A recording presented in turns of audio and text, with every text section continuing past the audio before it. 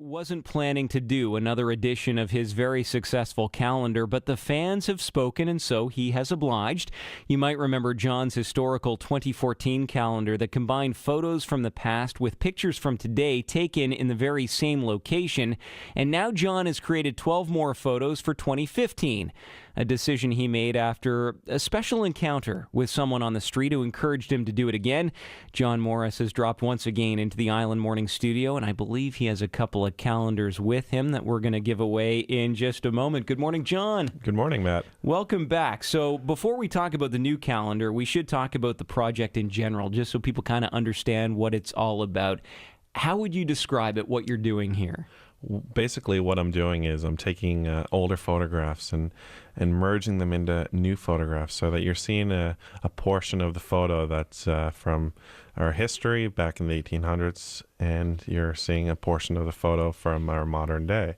So you're seeing a photo from today blended in with an 1800s photo. So it looks quite different, and it takes a lot of people by surprise, and they really seem to enjoy it. Really interesting juxtapositions, too, as you move from the sepia black and white tone into the more color modern photograph, all blended into one image. And you came in here when you launched last year's calendar. How did sales go for that? Well, last year we definitely reached our goal. We ended up selling out in 3 to 4 weeks, and we actually had to do another run. And we went ahead, did another run, and it ended up selling out. I think we actually sold our most of them by January, and then I think we sold the last 2 to 3 in June.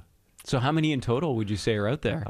There's a couple thousand out there that are around, that are out and about, and I'm still getting great comments on them today. And do I understand that you sold so many that you didn't even have one for yourself at the end of all this? Yeah, that's correct. I actually thought I had I thought I had one in the office, and well, that was wrong. You got to start archiving these things, John.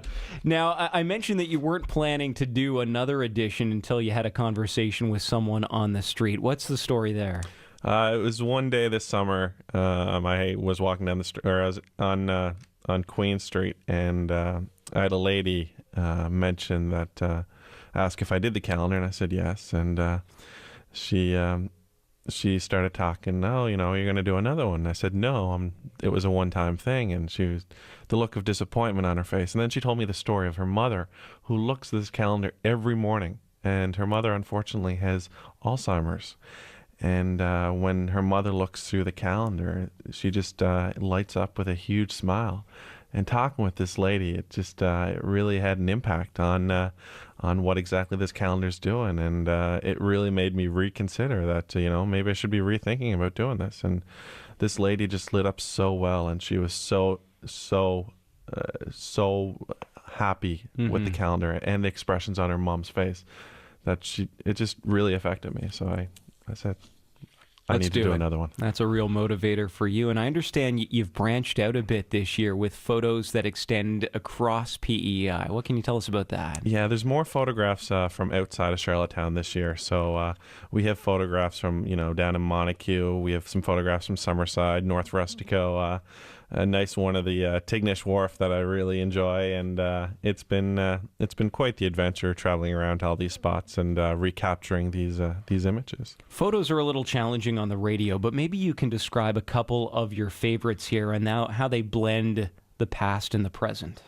The two favorites that I have, one is the Montague train station. Yeah, that's a great one. And what you see the modern day Montague train station, or former Montague train station, blended in with an old photo where you can see horses carrying items to the train station, a couple kids in the foreground.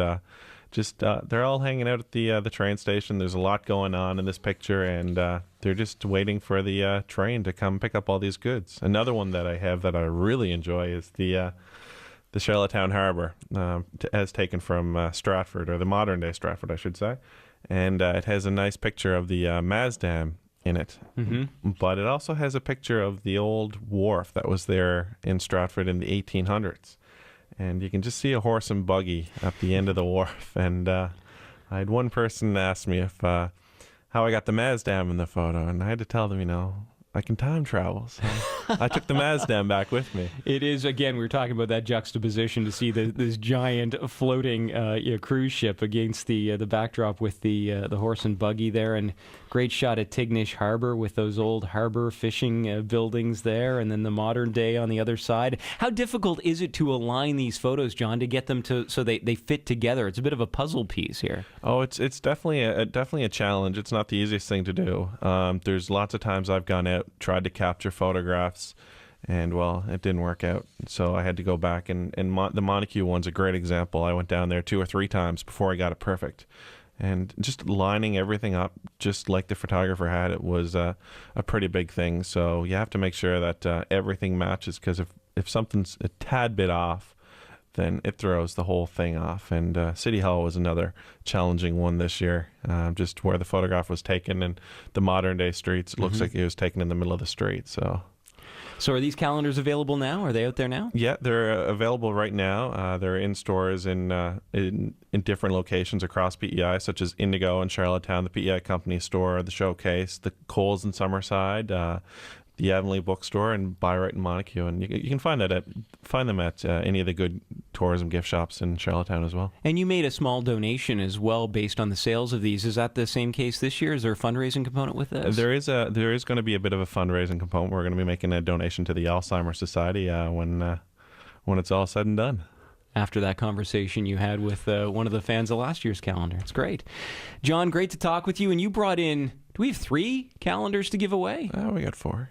4? Yeah. 4 calendars to give away. I say we give them away to the first 4 callers to 902-629-6461. You'll win one of these past and present Olden Days Remembering Our Past calendars of Prince Edward Island. 902-629-6461. John, thanks a lot for coming in. Really appreciate it. Thank you. That is Charlottetown businessman and photographer John Morris.